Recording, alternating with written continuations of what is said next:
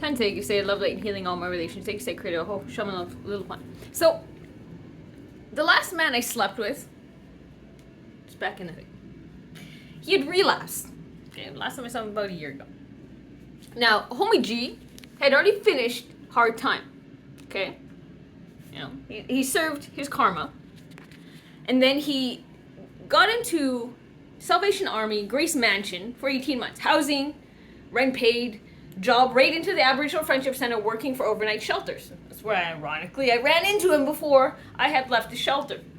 I thought, oh, would you forget? Yeah, things turned out. It'd be great to see him later on. And it did. Serendipitously.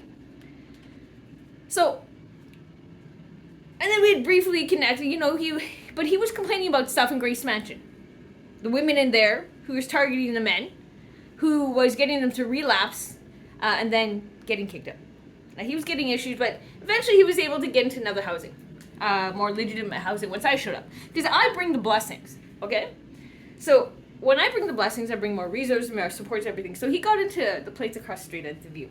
Beautiful apartment, okay? He was still assisted, but still working. Saved up 12 grand. Wonderful. You know, guy was getting his shit together. Thinking about getting a vehicle. Tapping into his mining skills from back in the day. This guy was a hardcore drug dealer. Okay? Not a little bit. Fucking moving a mill a year easy. Okay? Very violent too. Very, very scary motherfucker. To me, I'm like, he's a homie. Right? But for him to come around me and my elders, I was like, holy fuck, you look different. And then he's like, yeah. I'm like, you relapsed. He's like, yes. You know, meth and heroin. Always a Jezebel. So after I was with him, but he was complaining about stuff from Grace Mansion. So once they get into and they infiltrate places, because I had experience in here too. So, but for me, like, I fucking reamed him out. Don't you fucking think you're coming to me because you're homeless.